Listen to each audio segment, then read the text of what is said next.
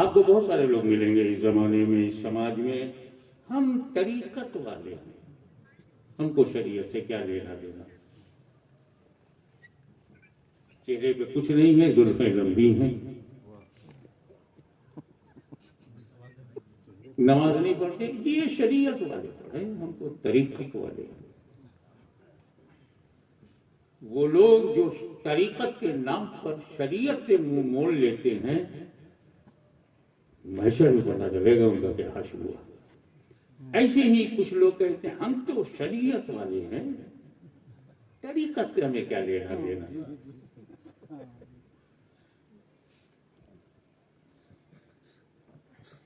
خدا جانے یہ کہاں سے خناس آ گیا کہ شریعت اور طریقت دو الگ الگ ہیں۔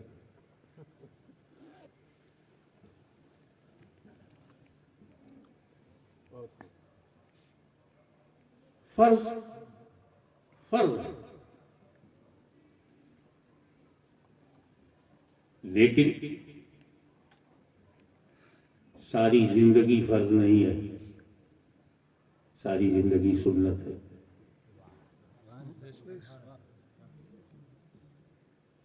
وضو کرو یہ تو فرض ہے، کیسے کرو یہ سنت ہے۔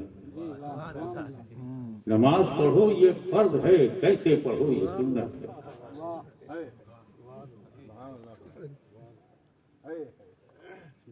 اسی لیے جو لوگ فرض کہتے ہیں، کہو کم سے کم علم میں اضافہ تو ہوگا کہ کیا کیا فرض ہے، لیکن مقصود ٹارگٹ نہیں ملے گا جب سنت بھی نہ ہو۔ حفاظت سنت میں دیکھیں آپ، وضو میں فرض 4 ہے، چہرہ دھونا، کونی تک ہاتھ دھونا، مسح کرنا، پیر دھونا، اتنی فرض ہے۔ لیکن آپ کیا کرتے ہیں؟ پہلے ہاتھ دھوتے ہیں، پانی کو پہلے ہاتھ میں لیتے ہیں، پھر کلی کرتے ہیں، پھر ناک میں ڈالتے ہیں۔ فرض پر عمل ہی نہیں کر رہے۔ جب آپ ہاتھ میں پانی لے چکے، منہ میں ڈال چکے، ناک میں ڈالا، اب فرض ادا کرنے گئے۔ یا ایھا الذین آمنوا اذا قمتم الی الصلاۃ فاغسلوا وجوہکم، حکم شروع ہوا ہے چہرہ دھونے سے، اور آپ کا عمل ہے ہاتھ دھونے سے۔ کیوں؟ آپ نے کہا یہ تینوں سنت ہے اور وہ چاروں فرض ہے۔ اور سنت میں کیا فائدہ پہنچتا ہے؟ جب ہاتھ میں لیا تو پانی کا رنگ معلوم ہو گیا، وضو کے لائق ہے یا نہیں۔ منہ میں ڈالا تو ذائقہ معلوم ہو گیا، بس ذائقہ تو نہیں ہے، وضو کے لائق ہے کہ نہیں۔ ناک میں ڈالا تو مہک معلوم ہو گئی، وضو کے لائق ہے کہ نہیں۔ تو وضو کے لائق بنانا سنت کا کام، تو نالائق کیا جانے سنت کا۔ اسی لیے فقہا نے یہی کہا، سنت کی ڈیفینیشن یہی ہے، اکمال الفرض فی محلہ، جو فرض میں اکمال پیدا کر دے، کمال پیدا کر دے، وہ سنت ہے۔ اسی لیے ہمارا نام اہل فرض نہیں ہے، اہل سنت۔ نعرہ تکبیر، نعرہ تکبیر، نعرہ رسالت، نعرہ رسالت، نعرہ ملت۔ جب یہاں سے نعرہ لگتا ہے تو لگتا ہے اہل سنت لگا رہے ہیں، اور جب یہاں سے لگتا ہے تو علماء اہل سنت۔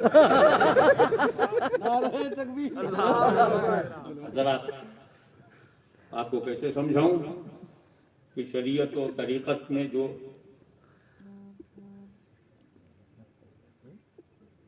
ضرورت ہے، اہمیت ہے، اس کی شریعت کی کہاں اہمیت ہے اور طریقت۔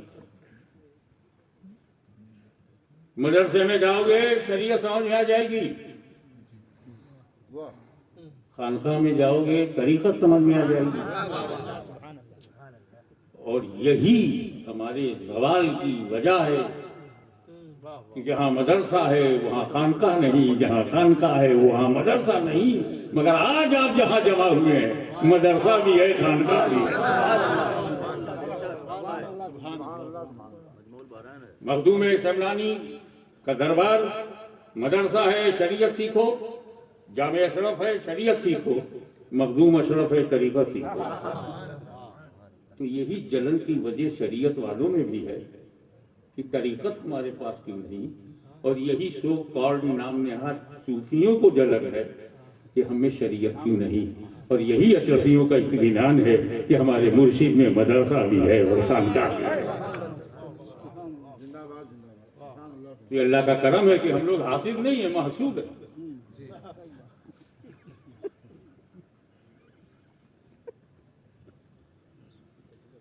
اب آپ کو کیسے سمجھاؤں کہ شریعت کے بغیر طریقت کا کوئی وجود ہی نہیں، اگر ہے تو کسی دکان پر ہے، انسان میں نہیں۔ ایسے سمجھو آپ کے سر پہ جو بال ہے وہ شریعت سمجھو، جیسے شریعت سر کا بال ہے، اور اس میں جو بیچ میں مانگ نکالتے ہیں وہ اس کا حسن ہے۔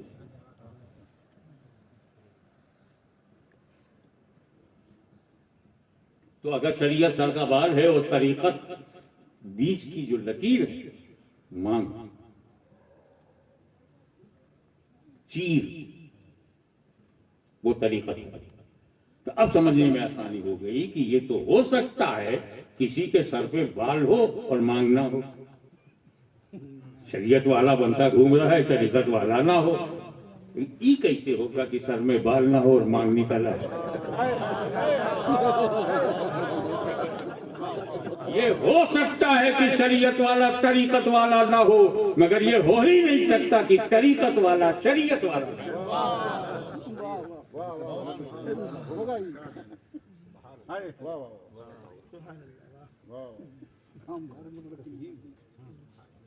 جو سر کو جھکا دے اللہ کی بارگاہ میں یہ شریعت کا کام ہے، اور جو دل کو جھکا دے سجدوں میں وہ طریقت کا کام ہے۔ جب بات وضو کی چلتی ہے تو میرے دماغ میں ایک اور پہلو آتا ہے کہ بھائی پانی سے ہی تو وضو ہوتا ہے، پانی ملے گا تبھی تو وضو کرو گے۔ میرے رب کو ہم سب کی یہ ضرورت معلوم، پانی نہیں ملا تو بندہ کیا کرے گا؟ گھبراؤ نہیں، میں وضو کا نائب، وضو کا ریپلیسمنٹ، وضو کی جگہ وضو کی طرح تیمم کو بتاؤں۔ حضرت تیمم سے آپ ہر وہ کام کر سکتے ہیں جو وضو سے کرتے تھے، شرط یہ ہے جب پانی آپ کی پہنچ کے باہر ہو، آپ وہاں تک نہ پہنچ پائیں تو مٹی سے وضو کر لیں، اور اللہ تعالیٰ نے آپ کی نماز چھوٹنے نہ پائے، پانی نہیں ملے تب بھی نہ چھوٹنے پائے، مٹی سے تیمم اس لیے کیا کہ پوری دنیا یا تو پانی سے بھری ہے یا پھر مٹی سے، ایسی کوئی جگہ نہیں جہاں نہ پانی ہو نہ مٹی ہو، تو اب نماز چھوڑنے کی کوئی وجہ آپ کے پاس نہیں ہے۔ لیکن وضو میں جو آپ کرتے ہیں وہ آپ کو معلوم، اور تیمم میں جو آپ کرتے ہیں وہ آپ کو معلوم، یعنی وضو کر کے آپ فجر، ظہر، عصر، مغرب، عشاء کی نماز پڑھ سکتے ہیں، تیمم کر کے نہیں پڑھ سکتے۔ وضو کر کے قرآن چھوتے تھے، تیمم کر کے بھی چھو سکتے ہو۔ پانی کہیں نہیں مل رہا ہے، تیمم کر کے جا کے مسجد میں فجر پڑھ سکتے ہو۔ یعنی جو فیض وضو سے آپ کو ملتا تھا وہ اس کی جگہ جو تیمم ہے اس کا نائب ہے، وضو کا خلق ہے، وضو کی جگہ ہے، اس تیمم سے بھی وہی فیض ملے گا جو وضو سے ملتا ہے۔ اسی لیے ہم یہ بھی سمجھانے کے لیے کہتے ہیں، یوں سمجھ لو کہ تیمم وضو کا خلیفہ ہے، اصل وضو ہے، اس پر قدرت نہ ہو تو اس کے نائب کے پاس چلے جاؤ، اس کے خلیفہ کے پاس چلے جاؤ، اس تیمم سے بھی تم وہ سارے اعمال ادا کر سکتے ہو جو وضو سے کیا جاتا ہے۔ اب اللہ تعالیٰ تک کون پہنچے گا؟ یہ محدود لامحدود تک، لمیٹڈ انلمیٹڈ تک، متناہی لامتناہی تک، مخلوق خالق تک، عابد معبود تک، یہ آکار نراکار تک، कैसे? तो घबराओ नहीं, अल्लाह के जो नायब हैं, जो खलीफा अल्लाह का है, उसके बारे में हर नबी अल्लाह का खलीफा है। जिस दौर में जिसको जो नबी मिला उस नबी के पास चला गया, तो जो चीजें, जो फैज़, जो मेहरबानियां अल्लाह की हैं, वहां तक ना पहुंच पाने की सूरत में नबी के पास पहुंचने में वो सारी मेहरबानियां, वो सारा फैजान उसे मिलेगा। तो नबी का खलीफा कौन है? वली। नबी का खलीफा मौलवी नहीं, वली। और वली के दुश्मन वो सारे लोग हैं जो चाहते हैं कि इस्लाम ना फैले, क्योंकि उनको पता है इस्लाम सिर्फ वली ही फैलाता है। ये मुस्लिम हुक्मरान हैं, बादशाह है, अरब है, अजम है, ये अपनी हुकूमत फैलाते हैं, ये अपनी हुकूमत चलाते हैं, ये इस्लाम नहीं फैलाते। वो चाहे खिलजी खानदान रहा हो, बलबन का रहा हो, मुगलों का रहा हो, सल्तनत बढ़ाते हैं। मगर बाबर को जमीन फैलाना था, ख्वाजा गरीब नवाज को इस्लाम फैलाना।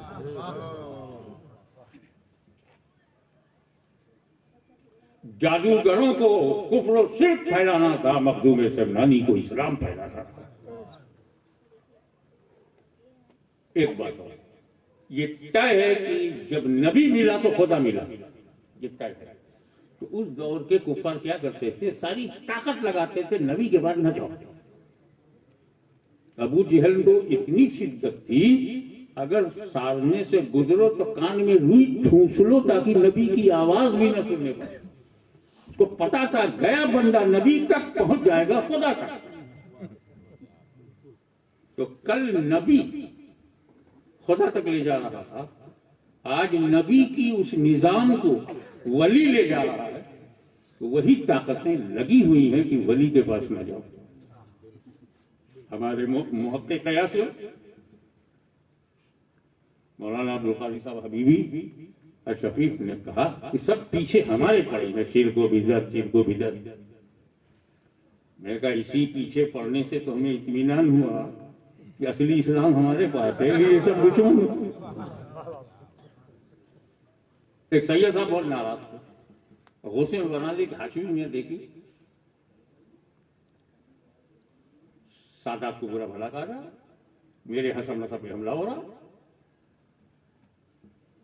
तो मैंने उनसे कहा आपको अपने सैयद होने का यकीन है? आपको खुद? बिल्कुल अल्हम्दुलिल्लाह, मेरा शजरा सैयद नसब हूँ, सैयद हूँ। तो मैंने कहा तो फिर अल्लाह का शुक्र अदा करो। अगर तुम पर हमला नहीं किया जाएगा, तुम पे जुल्म नहीं किया जाएगा, तो तुम्हारी सियादत तो ऐसे ही मजबूत हो जाएगी। सैयद हो और मजलूम ना हो, क्या बात है। मजलूमियत उसकी वरासत में है। तो यही तो तुम्हारे सैयद होने की दलील है।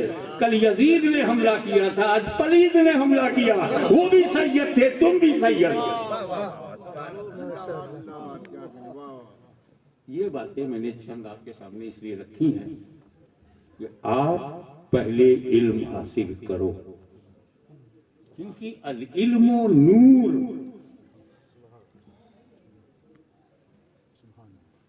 अल Elmo Noor, knowledge is light, ज्ञान प्रकाश, इल्म नूर है। फर्ज है कि कहीं से भी हासिल करो, चाहे चाइना जाना पड़े। पहले भी वो अपने को मनवा रहा था, आज भी मनवा रहा है।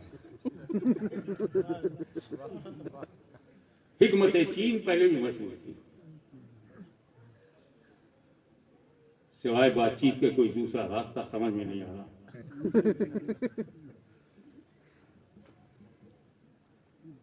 इल्म हासिल करो, नूर है। और फिर जब इल्म हासिल हो जाए तो उसे आग लगा दो, क्योंकि अल इल्म हिजाबुन अकबर, इल्म ही गहरा पर्दा है। تو جس نے علم حاصل کیا اور پھر اس سے جلا دیا، کیا جلانا ہے؟ حجاب کو جلانا۔ علم نور ہے، حجاب کہاں سے آیا؟ کہا علم نور ہے مگر اس میں تھوڑی سا فلیور غرور بھی ہے۔ فلیور آپ دیکھیں گے نا، عالم کو علم کا غرور جب دکھائی پڑے کہ اس عالم کو اپنے علم پر غرور ہے تو سمجھ جانا نور میں کچھ غرور ہے۔ نور تو مدرسے نے دے دیا، غرور کو کون ختم کرے؟ تو شیخ الحدیث کا کام تھا کہ آپ کو وہ علم دے دے جس میں غرور جا رہا ہے تو جانے دو، مگر مرشد کامل کا کام ہے تمہارے علم کو برقرار رکھتے ہوئے اس میں سے غرور کو جلا دے۔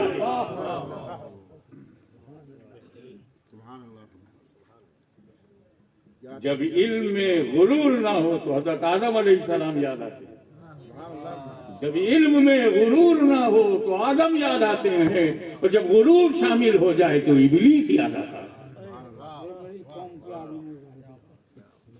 اس لیے ضروری ہے کہ جن لوگوں کو اپنے علم پر گھمنڈ ہے وہ اپنا علاج مخدوم سمنانی کی چوکھٹ پر کرا کے جائیں۔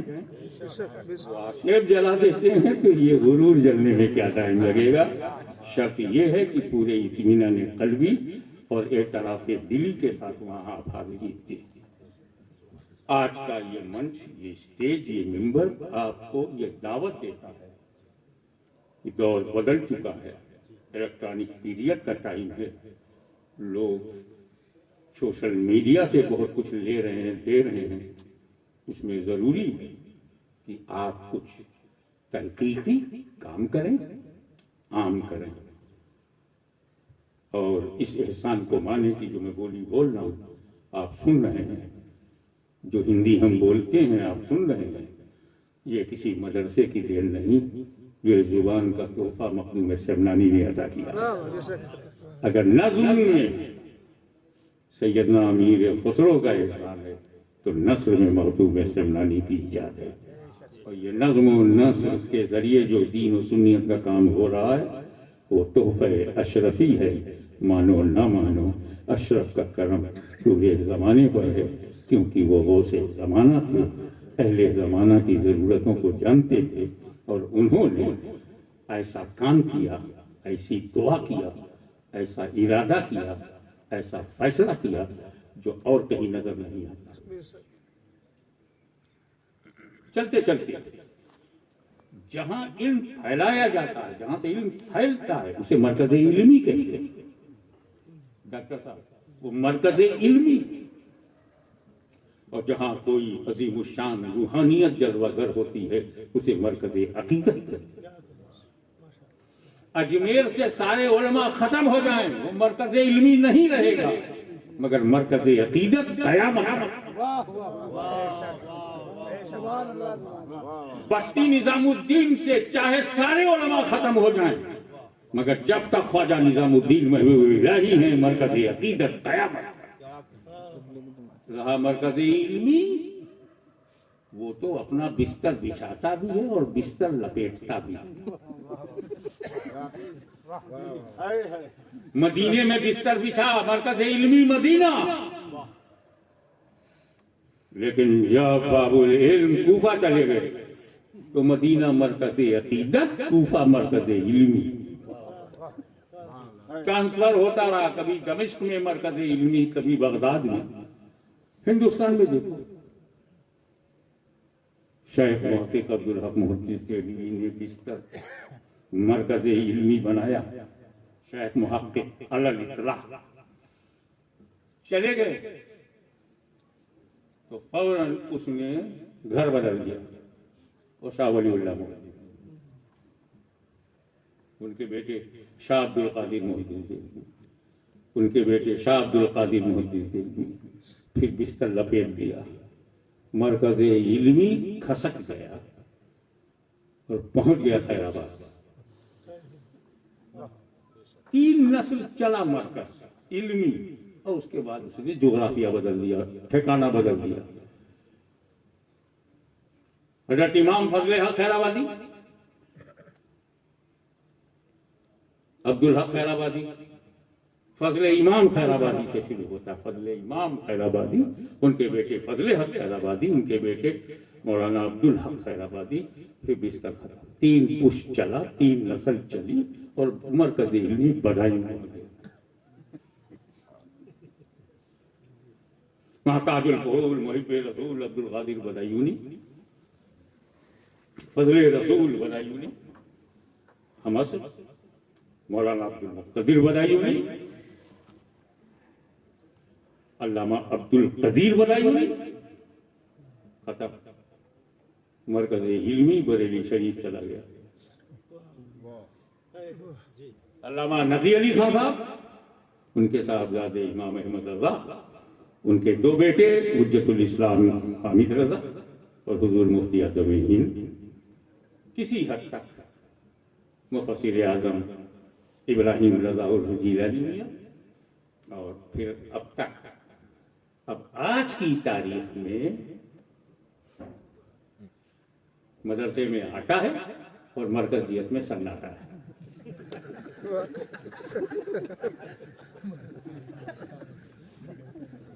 حیدرآباد مرکز علمی رہا، آج سناٹا ہے۔ پھلواری شریف مرکز علمی تھا، آج سناٹا ہے۔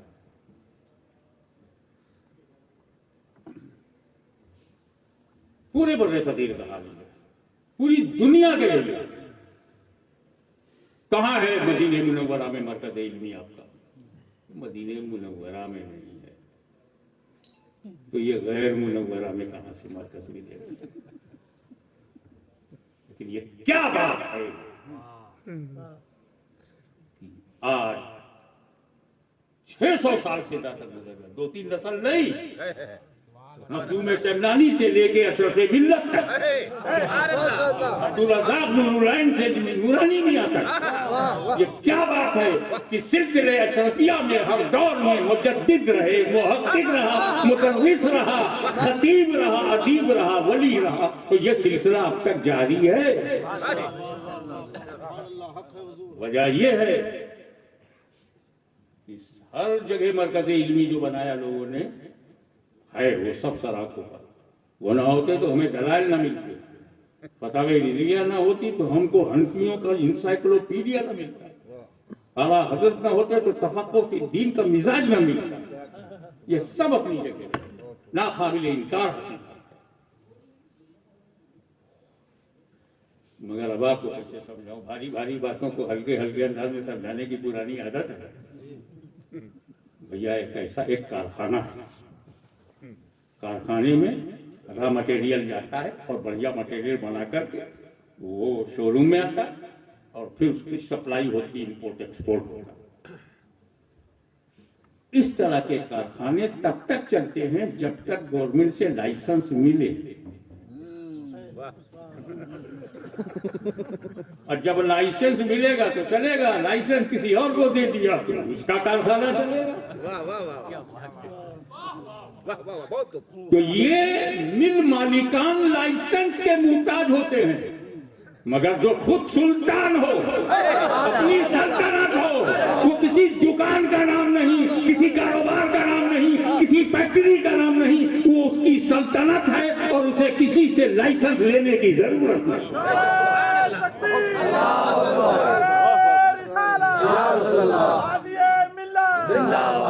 اب جن حضرات کو اپنا سلسلہ جاری رکھنا ہے وہ آئیں اور مخدوم شملانی کی بارگاہ میں ہاتھ جوڑ کر کھڑے ہو کر لائسنس لیں اور کام دین آگے بڑھائیں۔ وآخر دعوانا تجھے ڈھونڈتا ہوں میں 4 سو، تو ملا قریب رہے غلو، تیری شان جل جلالہ، تیری شان